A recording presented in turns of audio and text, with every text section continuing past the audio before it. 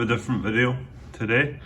I was going through some boxes after we moved and I found my nephew's Stug IV, which he has partially built, not quite complete. As far as I can tell, he's somewhere around about step 7, building up the cupolas, putting on tools and the storage racks and bits and pieces of that nature. It's got all its road wheels, it's got the drive sprockets, idler wheels, and all that. So it looks like everything is complete in the box. So what I'm going to do is I'm going to give you a brief overview. We're going to finish this kit. We're going to finish this off so that, you know, it's another complete kit. I am kind of fond of the Stug IV and the Panzer IV series. So we'll take a wee look and see what he's done, see if there's any corrections need to be made to the kit, and we'll go from there and we'll see what happens. So the first thing that stands out to me is right up here on the back of the gun shield. There's an ejector pin mark right there that's going to need filled, but other than that, he's done a really nice job. Everything seems to be fitting pretty much correctly. He's done a good job of sanding everything off. I like this checker plate detail down here. There's a hole here, there's one on the other side as well. I'm gonna have to check and see what that's for. It wouldn't be the first time I've filled a hole and then found out that it's not supposed to be filled. There's some gaps here for the track tension, so we'll see what we can do about filling up those. I think that's more Tamiya's problem than the boys though. So we'll have to see. I apologise if my autofocus isn't keeping up. I'll try and keep an eye on that. I can't really see the camera. The way that I sit, I don't look through the viewfinder because it's down at about chest height, which is why oftentimes you'll see me hold things up. This isn't level, so we'll see what we can do about that. Maybe fill it, maybe not, because it looks like the running board sponson. I do this every time. Whatever you call this, looks like it's supposed to be in segments anyway. So we'll see about that. The gun's kind of loose fit. Again, I suspect that's more to do with Tamiya than the nephew, and it's got some nice weld detail on it as well. I'm gonna cut off one of these mud guards just to see what happens. I've not dremeled one off before, and you know, free kit, so can't really go wrong with it. So that's the model as it stands. I've got the sprues here. We're gonna have a wee look at the sprues and see what's still on them that we can use.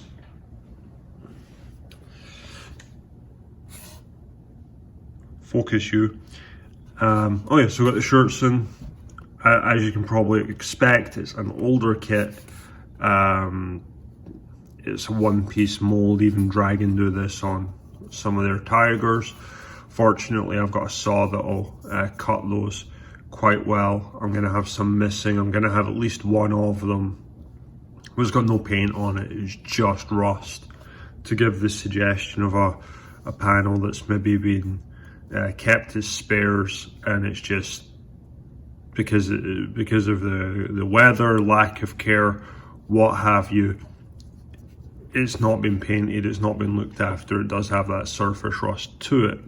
We've also got the concrete blocks here, which I got to say, the texture detail on them is pretty good. There is pitting, there is, you know, scratches and stuff like that in it, which would suggest cast concrete. So we're going to keep that as best we can. I might put maybe a grey colour on one of them and then use some chipping fluid with the yellow. We're going to do it in dark yellow, and use some chipping fluid to make it look like the paint is just flaked off of the concrete. The other sprue that we have for this is kind of detail parts. We do have a crew figure. I'm not intending on using him, as well as some tracks for the hull cable there. And it's a 1976 model, so it's what, 44? Yeah, 44 years. Math isn't my strong suit.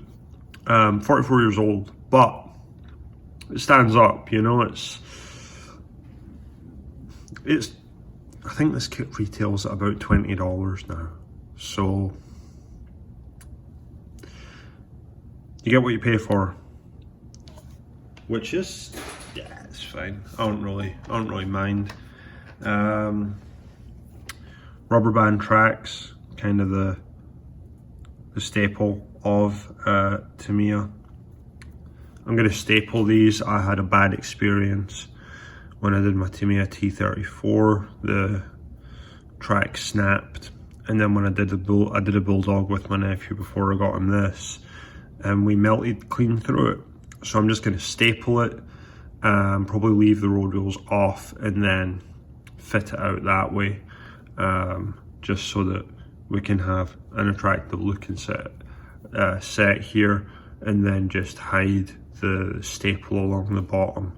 Just tuck it away under one of the road wheels, something like that, and we'll see how it goes. It's an experiment. It's one that I think I'm gonna win. So let's talk paint. As you get to know me a bit better, you'll understand that I'm a bit of a I don't want to say fetishist, but I guess I just did. I have a thing for paint. It's what I enjoy most about the hobby. I'm not a particularly talented builder.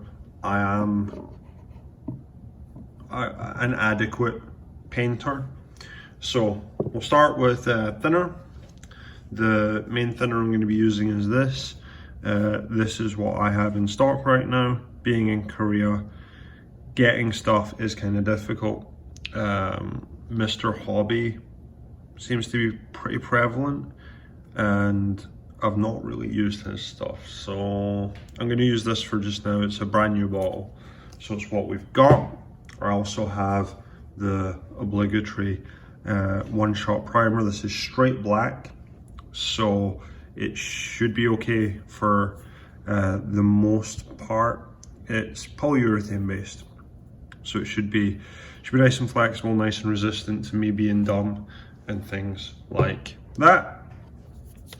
Vallejo grey surface primer. This is what I used to use all the time. I'm gonna try out the one shot though.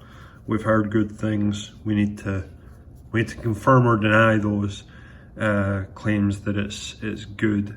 But I'm gonna do the more highlighted areas with the Vallejo just to give a bit of contrast. For the base yellow, I have the Vallejo model there. Yeah, Vallejo. Panzer Ochre 1943. The Stug IV did serve all the way through to 1945 under various camouflages, so I'm quite happy to use that. It's maybe not going to be the most accurate that it could possibly be, but you know, again, I'm quite happy with it so long as we get an attractive model. One idea that I am playing with is using some of this, which again is the Ammo washable white camo. I am a big fan of this paint. I've used it before. It is so straightforward. Very much a pleasure to use. It comes out the airbrush just fine without any need for thinning or anything like that. So I might do a wee video on how to do that, but there are a lot of them. I know that Night Shift and Panzermeister 36 have winter videos where they use this or similar, and it kind of all works the same, but we'll see. And then the last thing that we've got is this. This is Wilder Snow. So what this is, and this is part of the reason that I want to do a winter model. What this is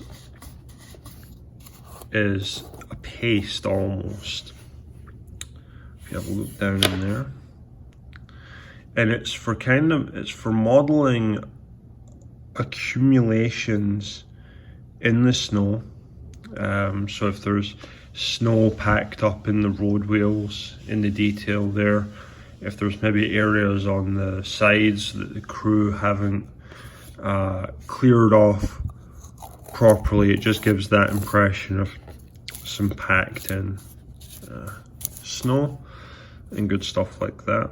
So we'll give this a wee go, I think, if we do go down the winter route. I think just a flat yellow vehicle is going to be a bit boring.